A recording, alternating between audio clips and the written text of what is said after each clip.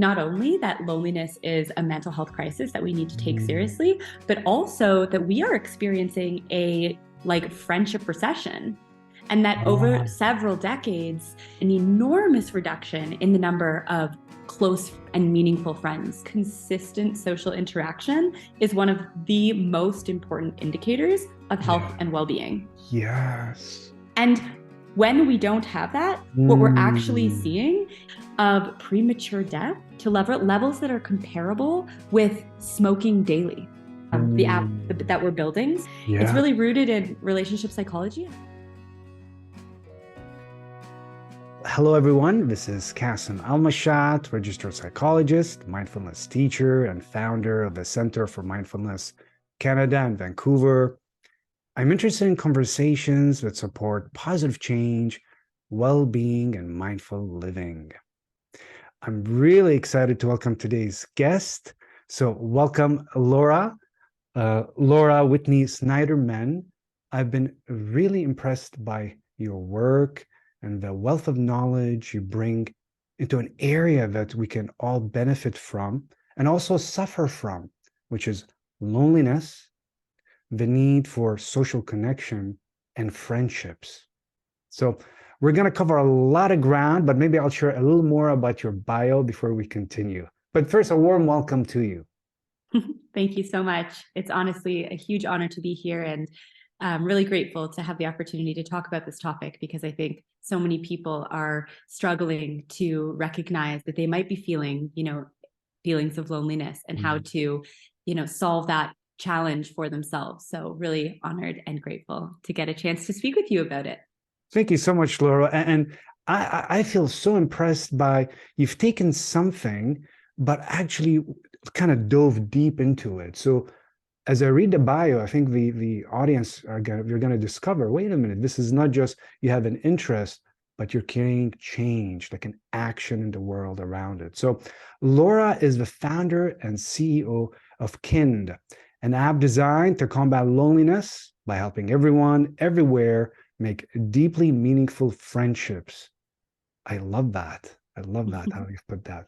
She has a master's in clinical and counseling psychology from Columbia University, with a concentration in mind-body spirituality, and has been a corporate wellness consultant for 8 years. She's been featured in 50+ media outlets, whether it's Huffington Post or Daily Om and Yahoo, as an expert on loneliness and relationship psychology. Before we go to all the areas around friendships and loneliness, what pulled you to this topic personally? Because we often go into areas that really touch us and we want to create change around it. Can you say a little bit about that? Absolutely. Yeah. For me, very much the root of my interest in this was born out of a desire to belong. I think as a young individual, there were moments where in my life, in my family life, in my school life, where I didn't really feel a true sense of belonging, like both to myself, who am I, what do I want, how do I want to live and be in this world, and then who are the people I want to spend my time with that help to elevate, and celebrate the parts of me that I want to grow into and feel into. And so that was when I really look back, I think the seat of my interest comes from what I hope, Kind can help to provide, which is a true sense of belonging to yourself and others. But also, while I was living in New York doing my master's, I really experienced the detrimental mental health impacts of loneliness. I developed pretty severe anxiety and sleep problems and kind of a whole host of behavioral challenges that I had never experienced before, because it was the first time in my life for a long time that I actually decided to focus more on school. And I was also running my previous company at the time, which was an international women's retreat company. So in truth, I became a workaholic, and I focused all of my energy on that. And I spent no time prioritizing building relationships in New York City, or even seeing the friends that I had there. I just focused on work. And after about 6 months of doing that, I started to really see a shift in like my cognitive functioning, my capacity to Mm. sleep, and overall deep feelings of anxiety and depression. And at the time, I didn't know what was going on, and I Yeah. didn't link it to loneliness. And it was only afterwards when I returned to Canada, right before COVID hit. Oh, And I what a was time. so, yeah, literally 1 month before. And Glad you made I, it back though. in time.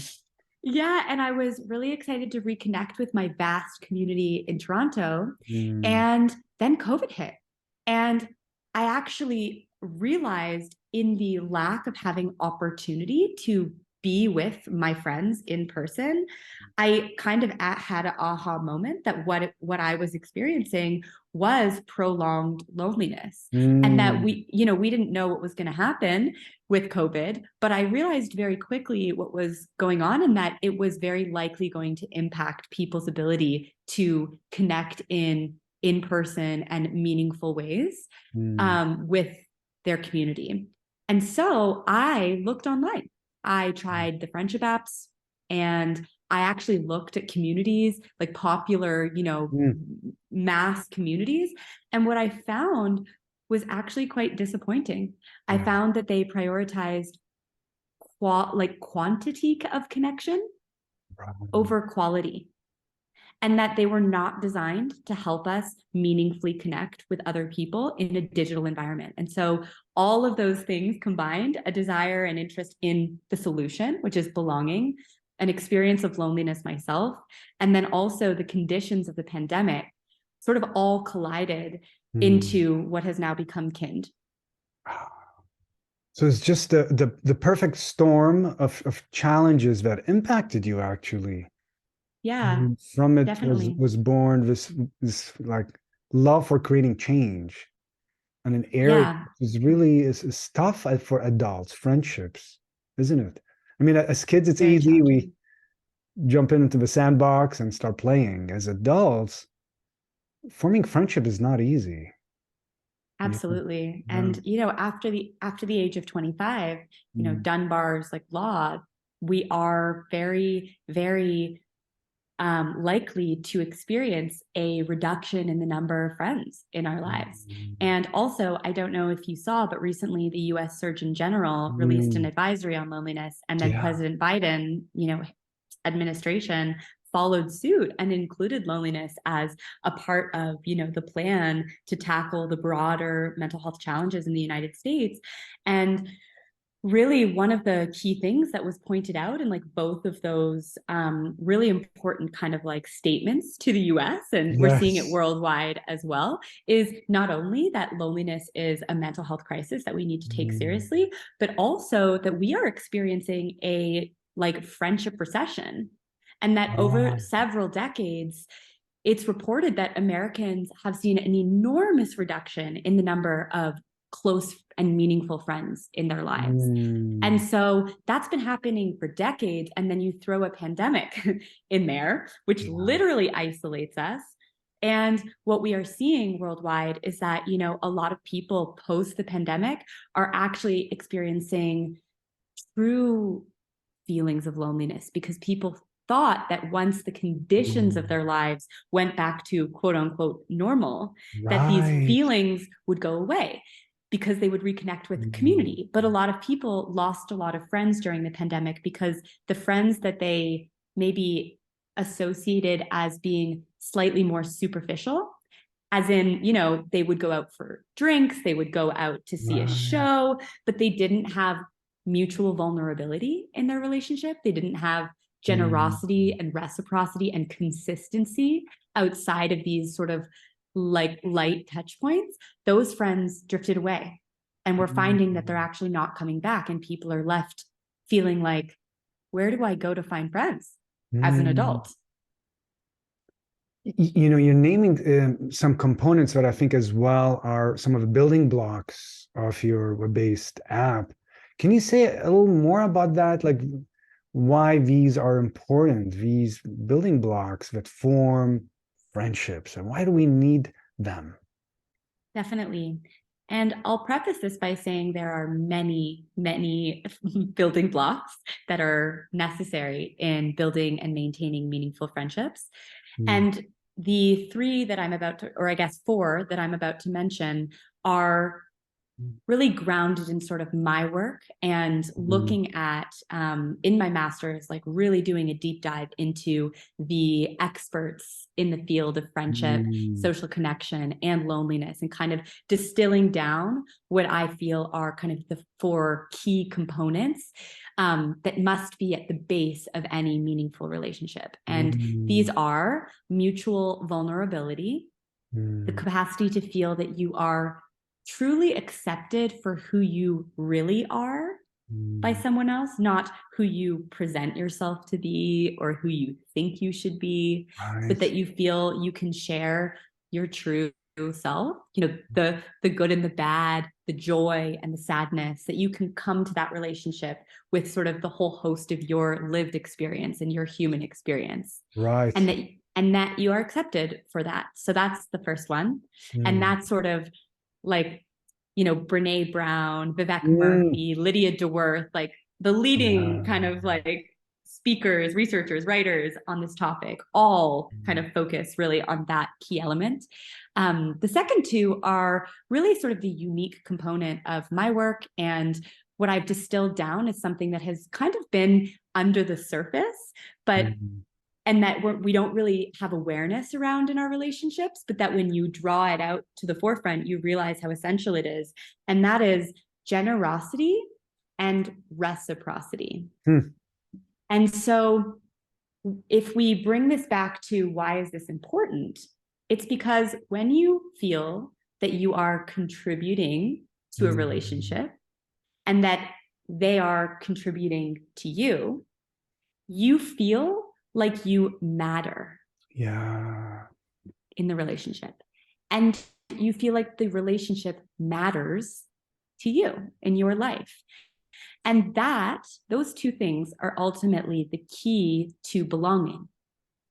Because when you can, without feeling like you have something to offer the Mm, friendship, and this is not in any kind of transactional way, it's like a foundational way. So it's like rooted in a sense of self worth as well. And so when you feel that you have something to offer, and that could be like a shoulder to mm. cry on, Right.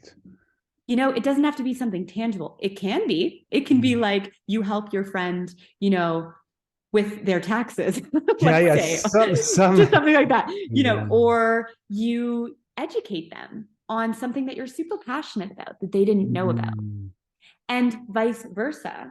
When you have that flow of generosity and reciprocity, whether that is knowledge, skills, or just time and energy, that's when a relationship feels meaningful. And that brings us to our last component, which is ongoing energy. mm. So energy flows where attention goes. When Right. you feel accepted for who you are, you feel that you matter in the relationship and that it matters to you, you want to devote more Mm, time and attention to the relationship.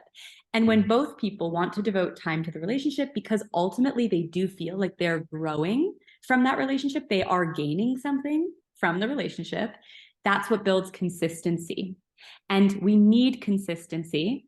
We mm, need about 50 hours, of time spent with someone to form a relationship. And then like 200 mm. hours, to really feel as though it's like deeply meaningful. So it And takes so energy and time, of it course. does, Yeah. but we want to only devote time to things that nourish us and Yeah. that we feel like we're evolving through the reciprocal dynamic of the relationship. And so those Yeah. are the four elements of kind. And Mm, those are what we have built into the foundations of how we help people make friends in our application. And that is what is so different than what is currently out there, which is mm. very much based around more superficial kind of components of a matching Yeah. algorithm. Right. I love these components you brought, and as you're sharing it, a couple of things came up to mind. I wonder if we can go into these four different sections. And one of them you're naming is, if we go backwards, even of energy, it truly does take energy, and it feels like we're in a culture we prioritize and glorify being busy, and Mhm. accomplish and do, like we're these doers, constant doing. And somehow we don't prioritize that. It's busy at work, take care of family. Yeah. It's just there's always something. And we end up missing what I feel is like a vitamin, this friendship vitamin. We're like deficient in that. Mhm. So what would you say to someone who's saying, I don't have time, or it's too risky if um, how have people worked with that you've discovered in your work, with the riskiness of you invest Mm. time and it may not be a good friendship? Some friends. Yeah, definitely. I mean, such a good question. And the truth is that all relationships take work. Yeah. And, I think that what we're seeing in the world right now is for the first time ever, I think because of COVID and having to connect with a lot of people outside of dating in a digital Mm, environment, like, you met colleagues via Zoom and yeah. you had to stay in touch with your friends via whatever, video You're right. platform, FaceTime. And so I think there's been an expansion in terms of our like true understanding of the importance of social connection outside of our primary partnership.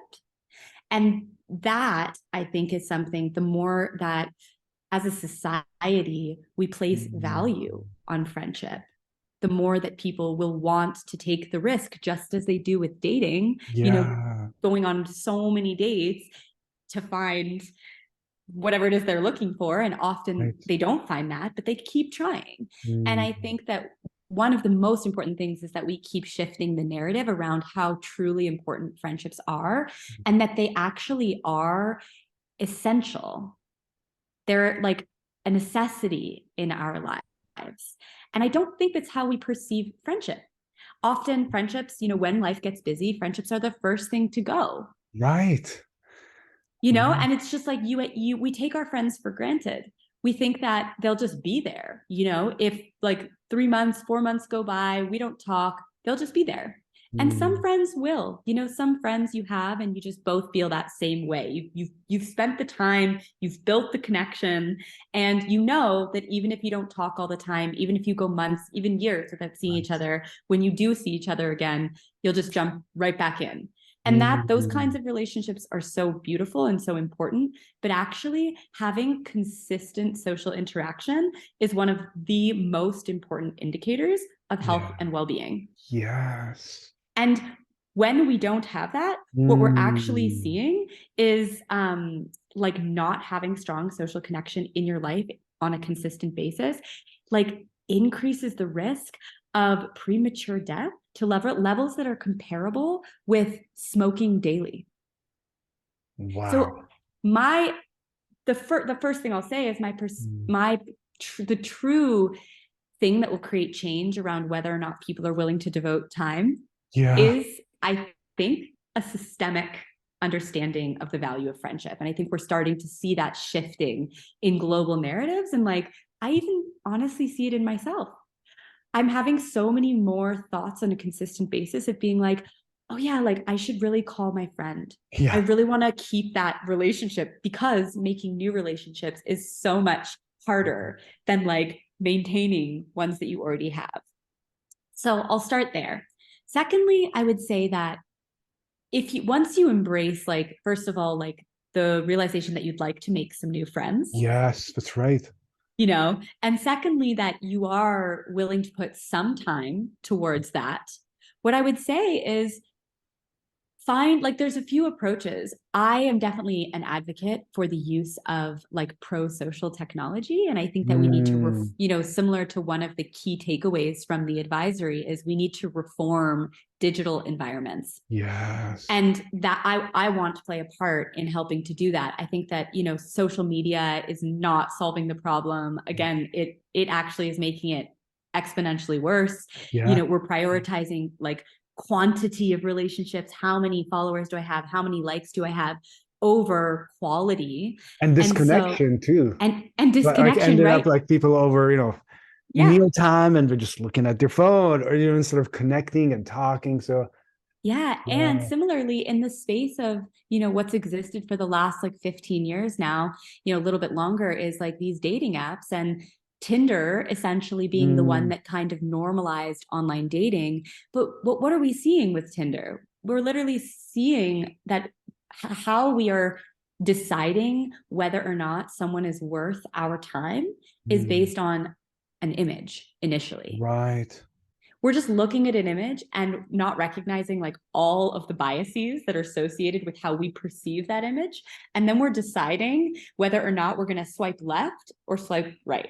Right. And most people use that as their metric of worthiness. And what we Mm, have failed to realize is that in doing that to other people, we're ingraining those same kind of beliefs about mm, ourselves. We know that if we are swiping on others, they're swiping yes or no on us. And so yes. what does that tell us about ourselves? It says that our worth is can be distilled down into nothing more than like a picture and Yeah. or shared interests. And one of the most interesting stats from my dear friend Shasta Nelson, she's one of the like Mm, original friendship experts and like TED Talk, has an amazing TED Talk.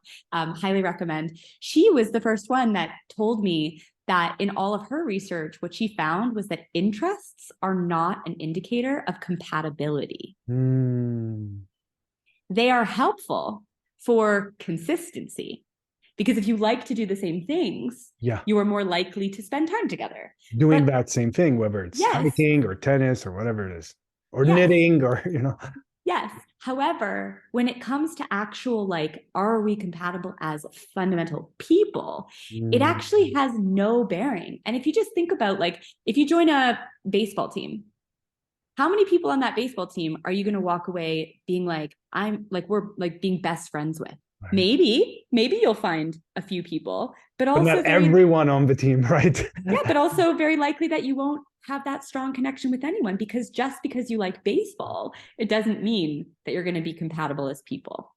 And Mm, so most of these dating apps for a long time and friendship apps, they have just literally copy and pasted the dating app and called it a yeah. friendship app without recognizing the nuances of friendship, one of which is that people don't have the same bandwidth.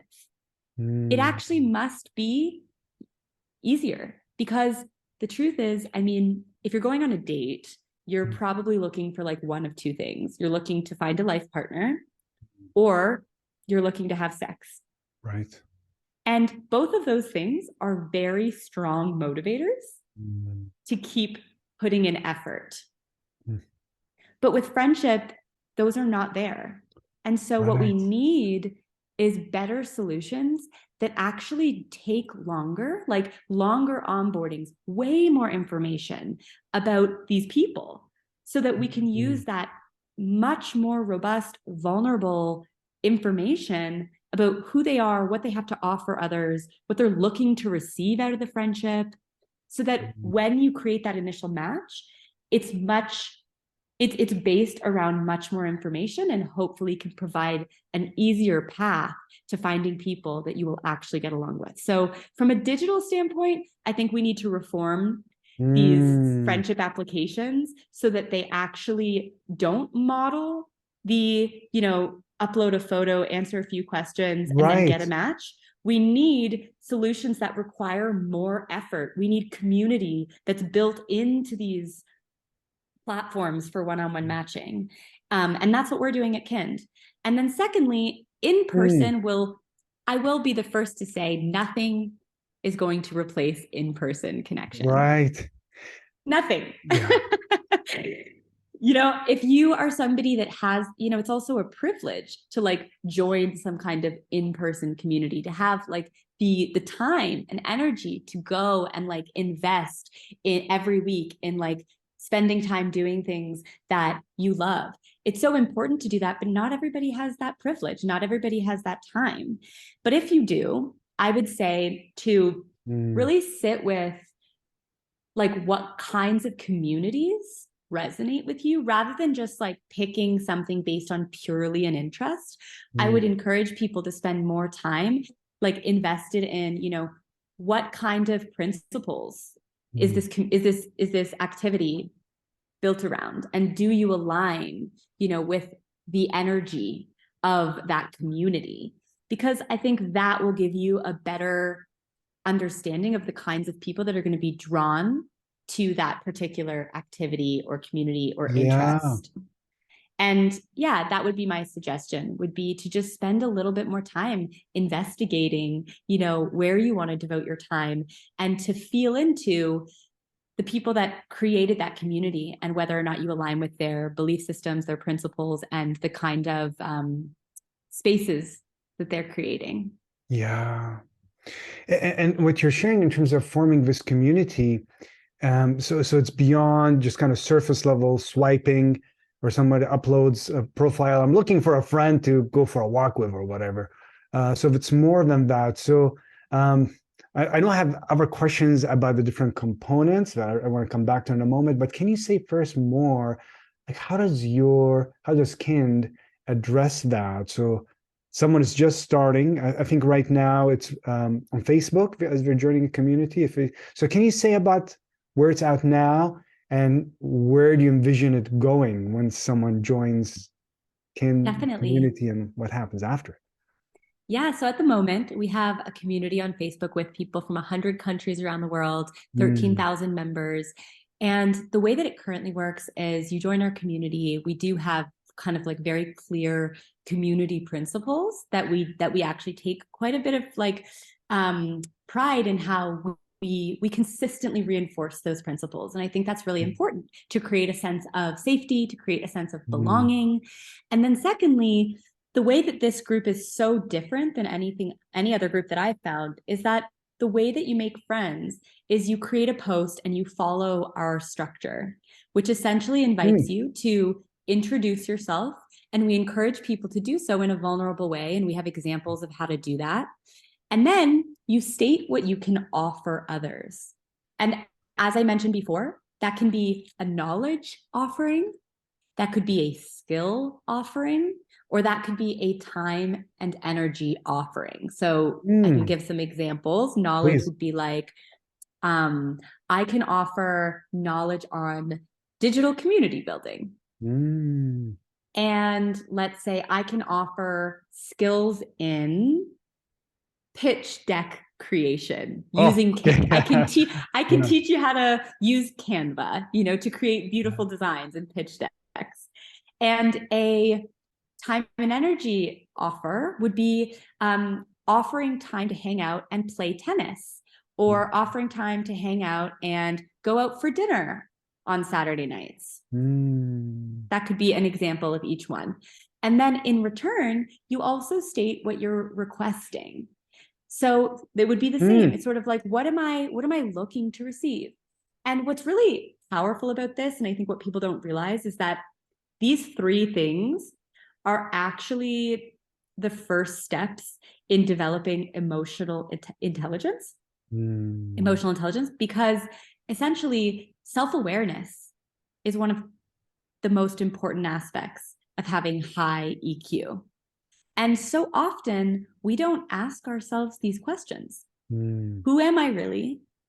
What do I have to offer? What do I feel I have to offer others? And Mm. what am I really looking to receive from my relationships? What's going to nourish me? Right. So it's what So I'm giving and receiving. It's not just what I want to get. Right. Yeah. exactly. And we require that you have to offer, you have to do both. And what's so Mm. fascinating is I've done a lot of polls on the group, and I asked people, we have 13,000 members and we've had about, 5,000 posts, which is amazing, but Mm. it doesn't equal, the number of people that are on the group. And so I've asked, if you're here and we have very high daily engagement, and I'm like, why aren't you posting? Mm. And I said, because I am just observing, because I don't know what I have to offer, Oh. because I don't know what I'm looking to receive. And the first one or the second one, not knowing what I have to offer, thousands of people responded Mm. that they didn't know what they had to offer. Yeah. And then also hundreds of people responded that they didn't know what they were looking to receive. So Mm. to me, it really sheds light. Self-reflection. Yeah. Yeah. And that's where, our app is really rooted in relationship psychology, the app Mm. that we're building. So this is where we're headed. It's Yeah. really rooted in relationship psychology, and it's really rooted in helping people to develop emotional intelligence. But we're doing that in a subtle way, which is Mm. just in asking these questions. We're starting people sort of on a path that we hope to carry people down that will help them to recognize areas of improvement when it comes to making friends and building relationships, and where it is that they might be able to use some support to actually find what it is that they're looking for. Mm. So that's the foundation, super simple, of Kind. And the app that we're building is kind of a next step of that, whereas like the Facebook group is a wall and very much like a community right now. But we are building an application that will be able to take all of this information and be able to hopefully provide you with much higher quality friend matches. Yeah. And these friend matches go beyond just geographical location, or can people pick, like, if they have Yep, a preference, just someone in their area, so we can go meet in person, versus if they don't mind somewhere anywhere. So I guess all of that, exactly. yeah. Yeah, we're opening it up worldwide, which is also something else many other Mm. apps don't do. You have to pay to be able to like search for other locations, but we want Kind to be a global platform that allows you to connect with people digitally in a meaningful way, from anywhere. That's why our tagline is friends for everybody, everyone, everywhere. Mm. And ultimately, you can, if you want to meet someone in your city, you can just set your location for Toronto. But we really are going to encourage people to keep it open, because we believe that, especially through the offer and the request, and having something that you can exchange, if it is something that you can do online, that's such a beautiful way to Yeah. build the foundations of your friendship. Because, to answer your question, it helps people to have a reason to prioritize connecting with someone. Because Yeah. even if you don't become friends, you still may get something really valuable out of spending time with that person. And Mm. so we're trying to provide people with a reason outside of just walking away feeling like I made a new friend. How can we give people a reason to even try? And Mm. I believe that the offer and the request provides that solution. Mm.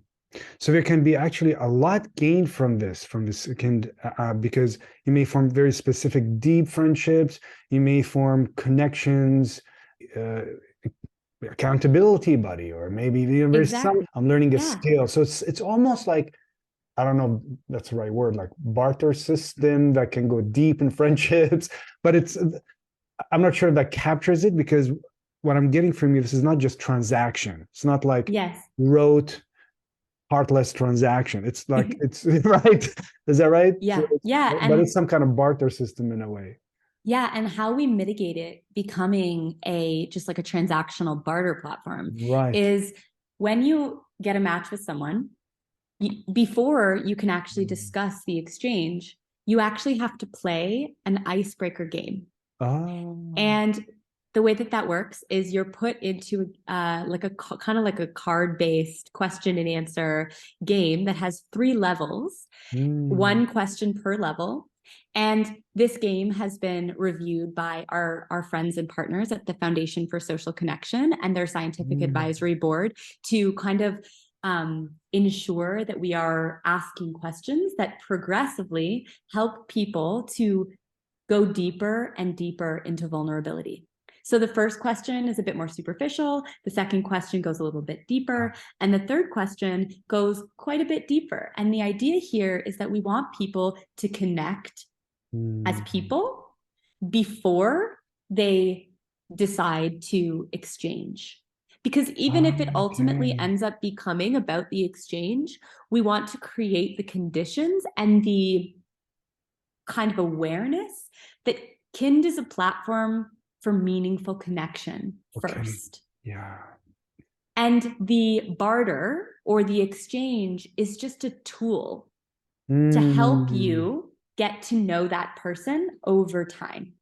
So it's more of the means to an end. It's not the Yes, end. It's not the bar of it you're going after.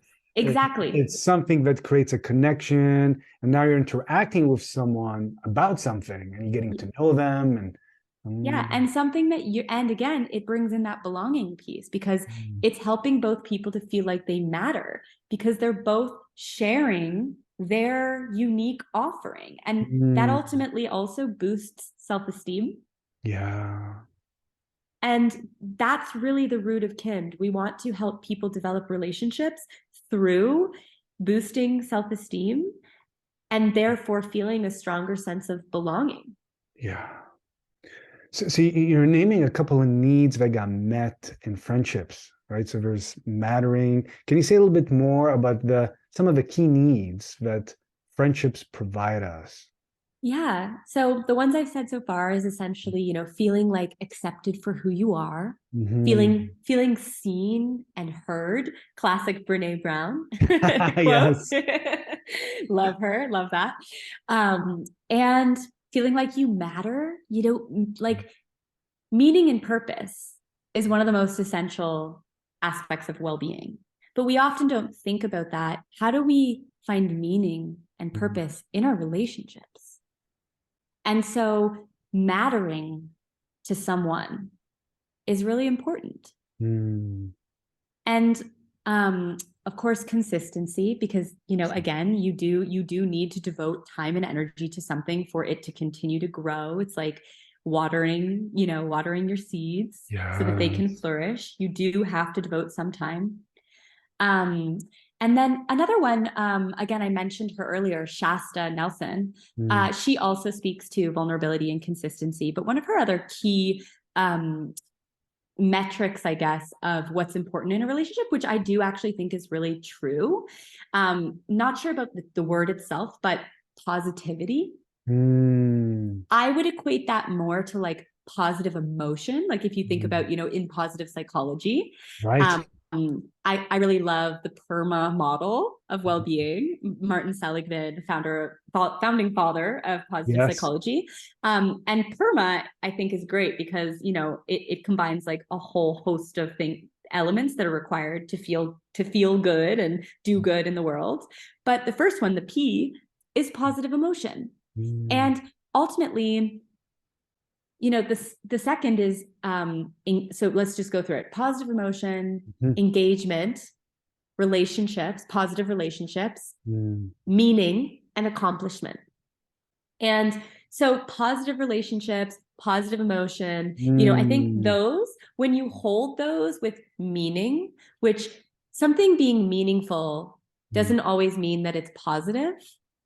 For mm, example, if your child was like sick at home and mm. you had to decide between staying home and taking care of your child or going out with your girlfriend and having like a fun night on the town, ultimately staying home with your child will likely in the Right. long run make you feel more fulfilled and Yeah. like ultimately happier, because going out with your girlfriend would give you like a boost in serotonin. It would be like nice for the moment, but it wouldn't ultimately feel fulfilling. So, in that sense, just to preface what I'm about to say, relationships shouldn't always be like super positive. Yeah. However, they should more often than not make you feel good. They should make you feel like happier because you are in that relationship, in that Mm, friendship. And I think that that is a really important component to be aware of. If you're constantly feeling drained by a friendship, maybe there's something to look at there. Maybe you've outgrown that friendship, mm, or maybe you just need to have a conversation. Get real with that person. yeah. But yeah, positive emotion and positivity in a relationship is another essential quality and component. Yeah. And then lastly, I would say, obviously, like trust is another big one, Mm, but trust takes time to build. But it is something to also tune into in your body. Do you feel that you can like really trust this person? Do you feel that you can be honest with them? Do you feel mm, that you can share deeply with them? Do you feel that they have your back at large? I right. think that's another really essential component to a meaningful friendship that will have a lot of longevity. Yeah. And it's something that everyone can grow in. because we Mhm. all have comfort levels. And sometimes I see people getting stuck, like, I am like this, like, I can't trust people. But it's like if someone's choosing to grow in their capacity to trust and taking some risk, some healthy risk, Exactly. stretching themselves, good things come outside of our comfort zone when it's just the right stretch. So I Yes. can see how this is so deeply meaningful, this work that you're sharing, because we have to challenge ourselves a little bit to get something we don't have. If you're wanting a Yes. friendship, we have to get a little uncomfortable and stretching, and let's see if we can trust. And if it doesn't work, it's okay. Yep. It's totally And okay. little acts, Yeah. little acts of vulnerability is like a good stepping stone to building the foundations of trust. Yeah. It's courageous to be vulnerable, Very much. Very much. but it's also the only way to build trust. If you always have walls, if you always keep yourself contained and Yeah. closed, and you don't expose the those scary parts of yourselves, those human parts of yourselves, then there's no way to build like a true foundation of trust. Yeah. And all of that requires a willingness to examine oneself, like to go, oh, what's happening here for me? Yeah. 'Cause we all have patterns, and some of these patterns maybe helped us. Like maybe it's protection. I'm going to build strong walls because I was hurt, or whatever reason someone builds strong walls, and maybe it served a function, Yeah. but maybe it's time to challenge it to get something that we haven't gotten, whether it's Yeah. more friendships or connection. So I really Yeah. appreciate how you're naming these. Yeah. Yeah. I would add one more, and I think Mm. it's sort of the top layer, Mm. which is communication. Right. Do we need that? We do. I have found, I've written quite a few articles on ghosting, Right. which I think is just the most, like bizarre phenomena that Yeah. and I will be the first to admit I have done it a few times. But I have like taken a really good look at why am I doing that, right? Mm. Like when you feel like you can just completely drop a conversation that you have been Yeah. having with someone, there's something to look at there. Like what what is your relationship to like this other like real human being? It's like the technology and this swiping culture that we've created, this Mm. social network superficial culture. It's like we don't act, it's almost like we've dehumanized people Right. when they're not, when we're, because it's like what I've come to learn in like researching ghosting, it's like it's actually just feels easier to just Mm. not say anything than to have the hard conversation, or Yeah. to say something that you perceive might hurt the other person's feelings. Mm. We've become so conflict avoidant Yeah. that we don't even realize that something as simple as like honoring your truth and honoring your boundary, which is maybe you started having a conversation with someone and you've decided that you don't think that you would like to continue to pursue this connection. Something as simple as reflecting on that and like the reasons why you feel that way. And Mm. then, compassionately sharing that with somebody else, how actually that might be far less hurtful and especially far less detrimental in the long term Mm. than telling that person how you feel and owning your side of the story. Mm. Because if you speak from an I perspective, Right. that's your story, and that's not even necessarily about them. But if we just choose to not have the conversation and we just stop talking, that can create a whole host of like internal confusion, disassociation, and self-judgment, both on your part and on the part of the other person who's left Yeah. feeling like they have no idea why you're not talking to them anymore.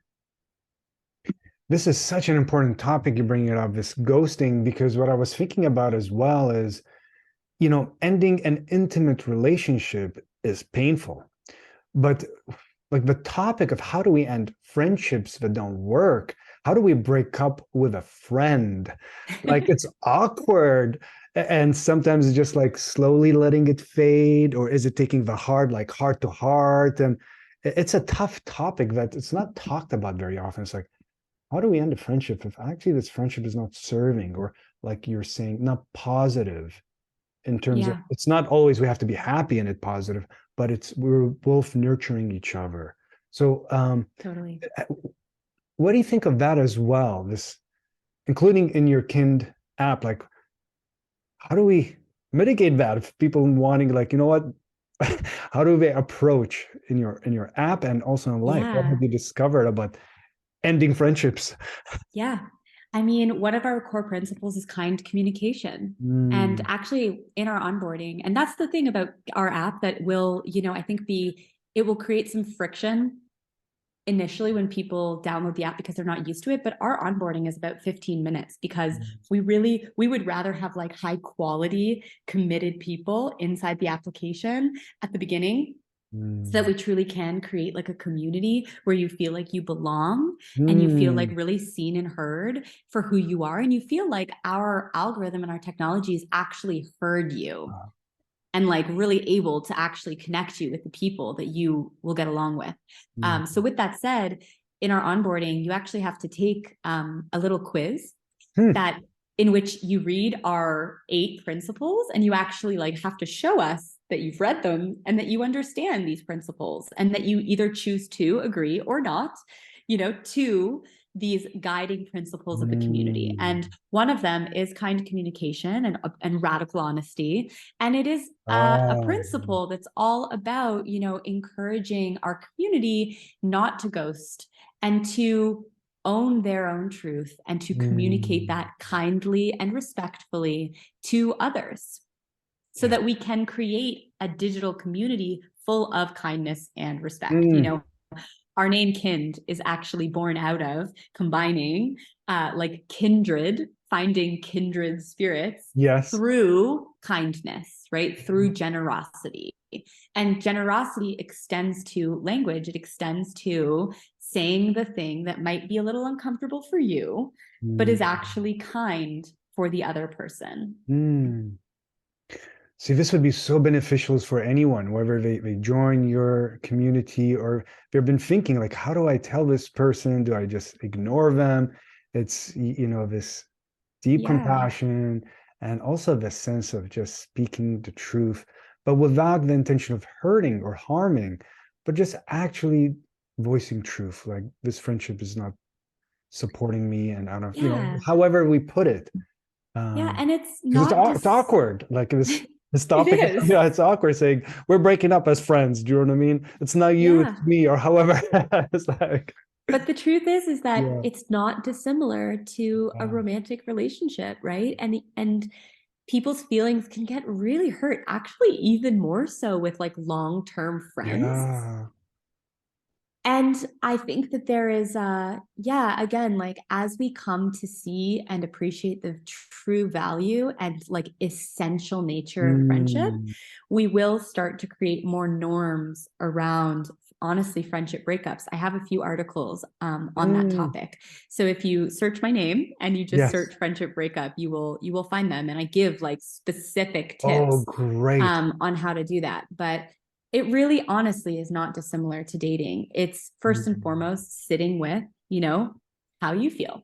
mm, And then I would honestly encourage you, like, write that down, like, actually take the time. Like, these friendships are so mm, meaningful. And if you actually like care and love your friend, but you do feel like it's no longer serving you on your path, then, like, I think you really owe it to this person to mm. share with them where you're at.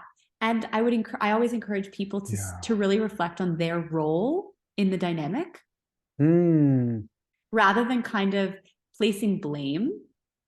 I mm. would always encourage you to try to speak from your perspective and like why you might need a shift, Oh, even if maybe they did do something that was hurtful. mm. it's much better to approach any conversation, speak nonviolent communication. This is a Yeah. great tool.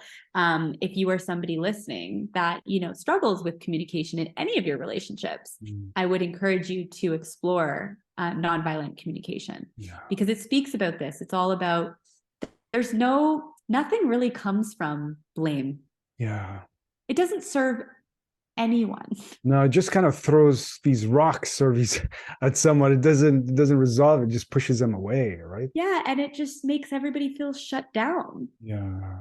And so if both people in a relationship can learn to reflect on how they feel and Mm. speak from that perspective, when you do this, I feel this way. Yeah. And when I feel this way, it makes me not want to spend time with you. Mm. That's an example. Yeah. So really owning what it's Yeah. like, internal experience, and helping the other person understand, not just saying it's your fault, you did this to me. It's like, here's what I'm Yeah. experiencing. Yeah. And it's so helpful to do that. And if you speak from that perspective, even if your friend gets upset and gets angry and gets Mm. defensive, and the truth is, if you speak from how you feel, those are your feelings. Yeah. And like, you have every right to feel the way that you feel. Yeah. And Completely. they can't argue with that. Yeah. They can try to make you feel bad and like try to change how you feel. And they might be able to do that if they take responsibility for their actions, That's right? right. And then maybe you can resolve the conflict, and then you don't need to Mm. ghost your friend, and you don't need to stop being friends. However, if you don't feel good in the friendship, not all friendships are meant to last forever. Yeah. We have seasons in our lives, and Mm. we should surround ourselves by people who uplift us, who celebrate us, who help us to grow by Mm. challenging us, when we aren't showing up in a way that is serving ourselves or the relationship. But ultimately, sometimes friendships don't serve us anymore. And it's actually better to say, I love you and I wish you so much happiness. Yeah. And maybe one day our paths will come back together and realign. But in this moment, I need space. Yeah. So well said, because sometimes we have the sense of, oh, I have to find a friend, and they're only the friend for life, and that's it. But some friends might be for decades, for years, for months. We have to add variety to this basket of friendship, so it's not just stuck in the pressure of finding the friend for life, because Yeah. things do really shift in life, and that's okay too, Yeah.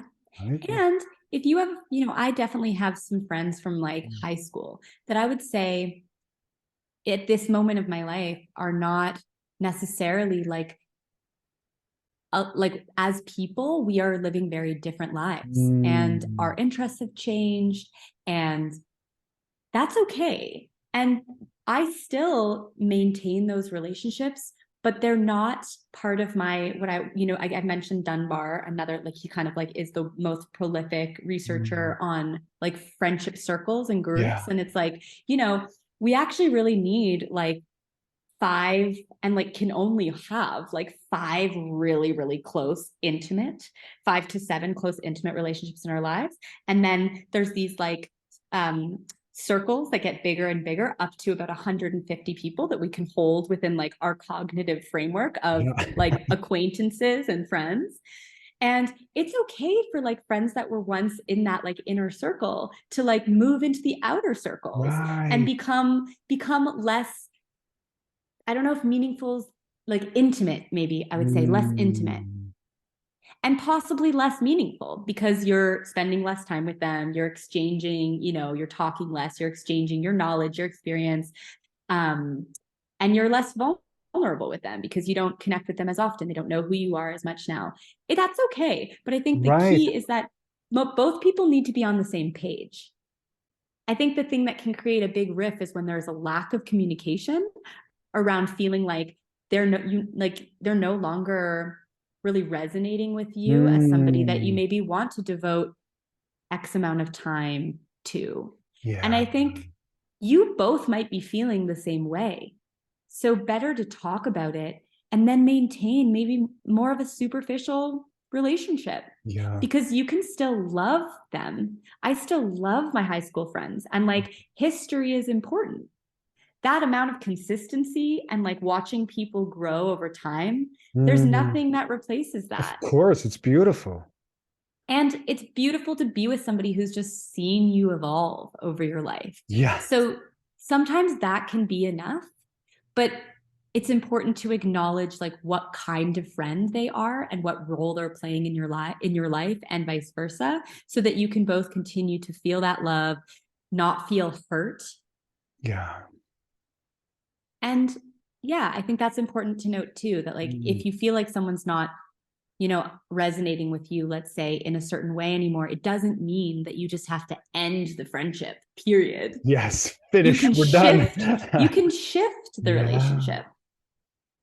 Because, our needs can change. Someone may need a certain amount of time per week to be a friend or hang out or do things, and maybe we don't have that amount of time. So it's okay as friendships shift. And like you said, the circle, it may move to the outside circle.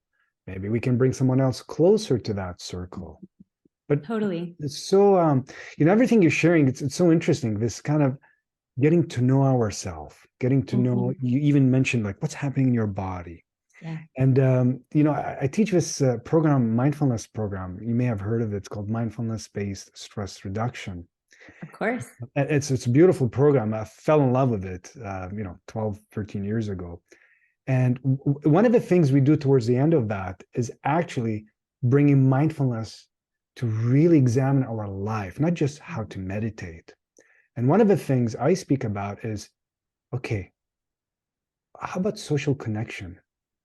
How is that going? Now that we becoming aware of our patterns, like how am I thinking? What am I feeling? What's happening in Yeah. my body?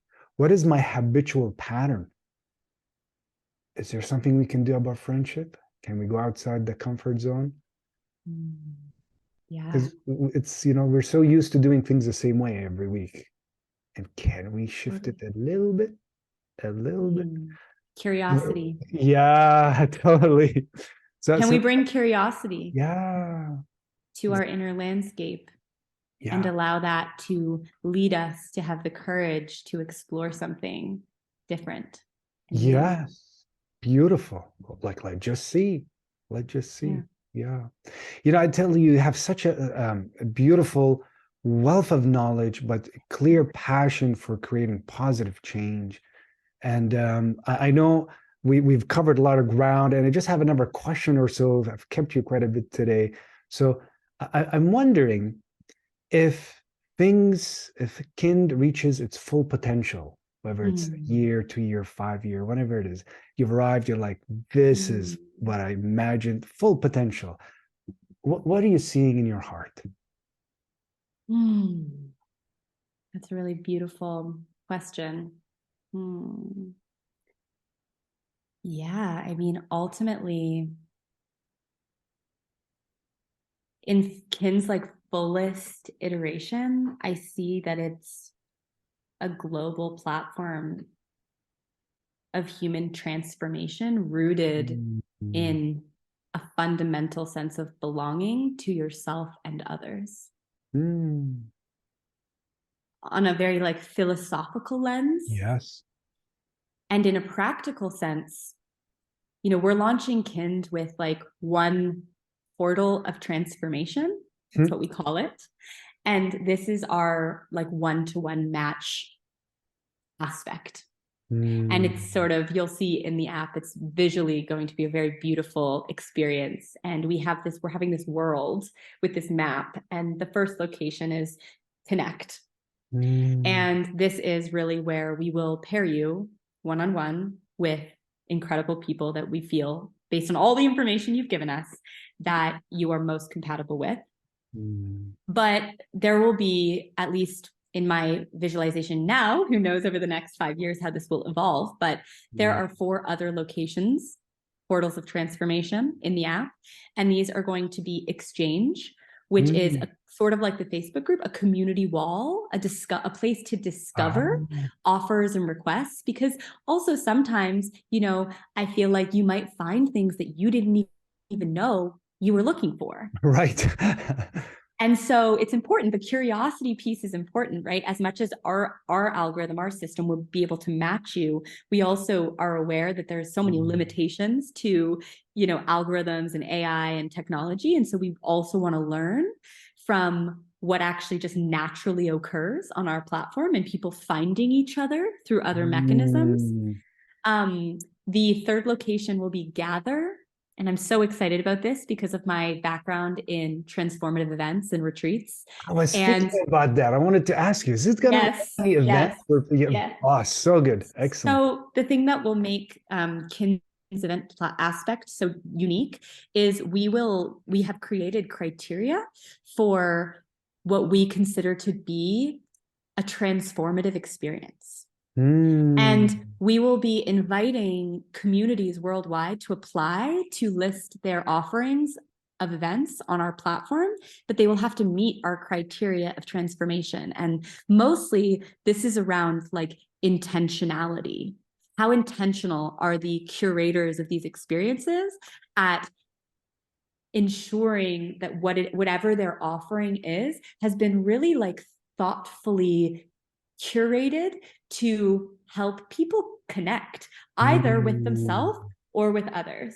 And so our Gather portal will be a place to find events that will help you transform your life and your relationships.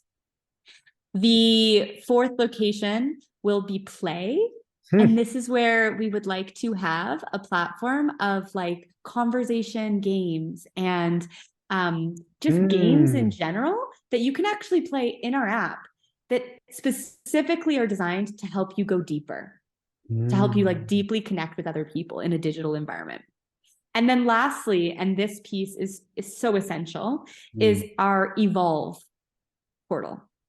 And this is where we're really going to be bringing in incredible friendship experts, educators, researchers, and we're going to help people in a systematized way to learn about and improve their relationships through developing emotional intelligence, social skills, and having peer support groups to actually practice social skills for those that struggle to make friends in the first place. So that's sort of like the big vision.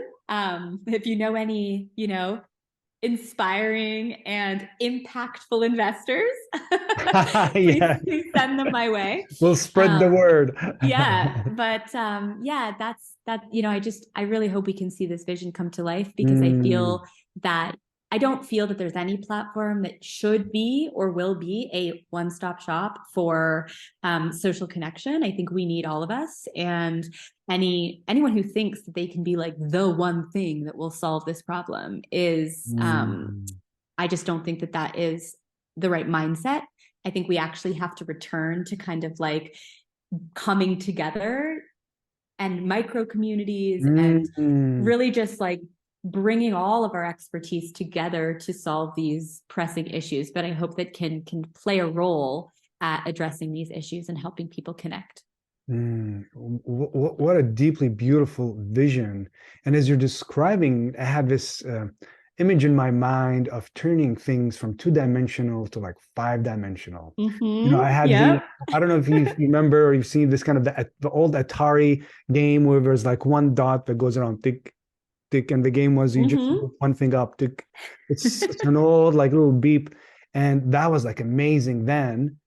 And with all now the kind of the 3D, the 4D gaming, it just feels this is what you're doing to friendships through this really beautiful vision of turning it from very flat, kind of black and white screen to so many dimensions, so many aspects. So it's not just a shallow, it's a deeply meaningful. And I hope anyone who's listening to this to really get curious and I'll put all your information in the show notes, but maybe can you share best way for people to reach you? What's the best way? Yes, Yes. definitely.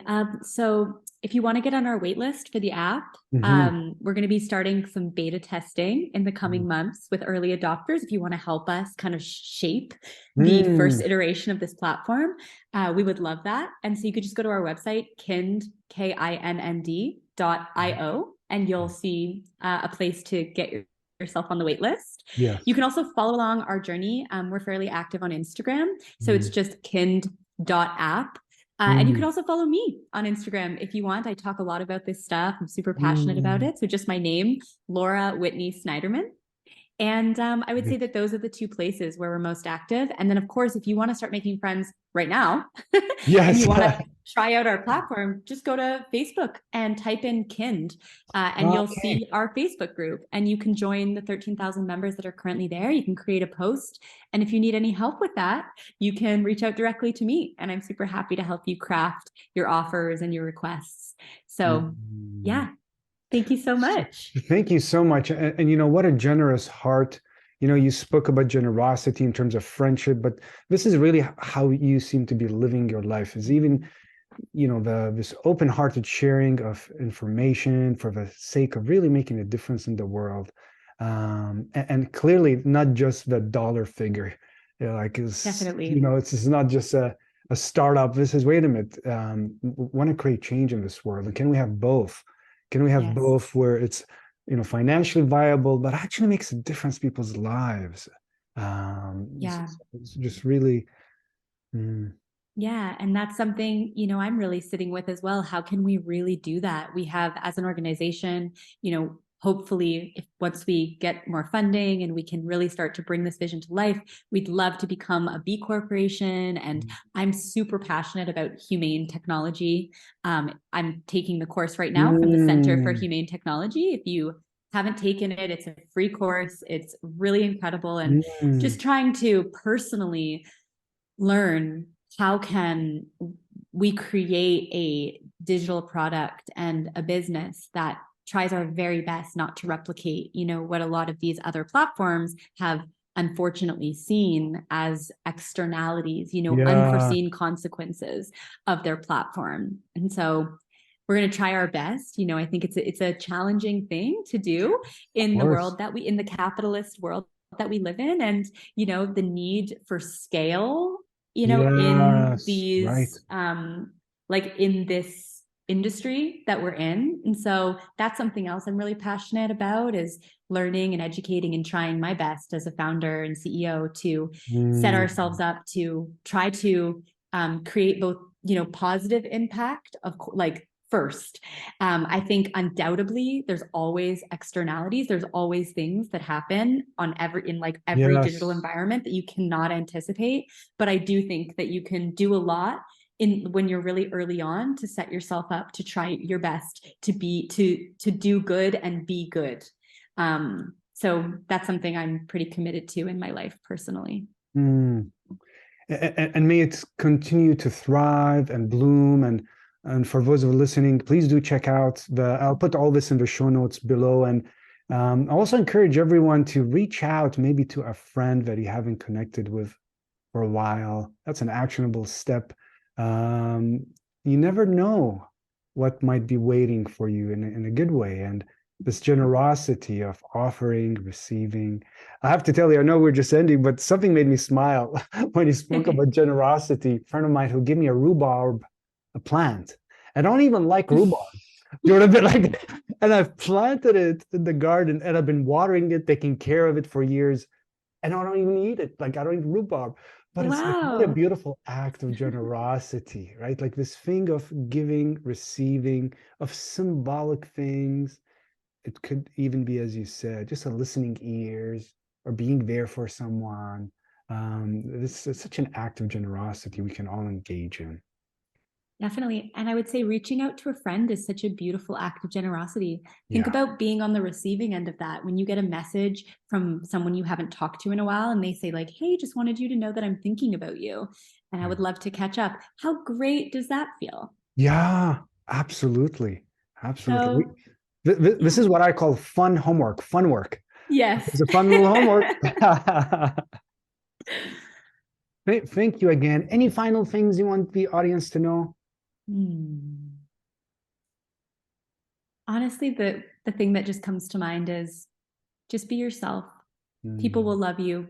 They will for who you are. You don't need to hide behind perceptions of who you think you should be or shoulds. I really encourage you to ask yourself like who you are, how you want to show up in the world, and trust that you will find people that love you for that. And if that is confronting to any of the people in your life, that says more about them than it yeah. does about you. And so the more that you step into your power, the more that you embrace the fullness of who you are and the greatness of who you Mm, are, instead of dimming your light or changing yourself to fit in, the mm, more that you will attract people into your life that deserve your time and energy and that will help you continue to grow into the person that you want to become. yeah. What a wonderful way to digest on these beautiful words from your heart to everyone. Thank you again for your incredible work. I hope to connect with you down the road and see how things keep unfolding. I want to thank everyone for listening and watching.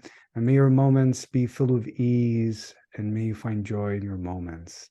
Thank you again.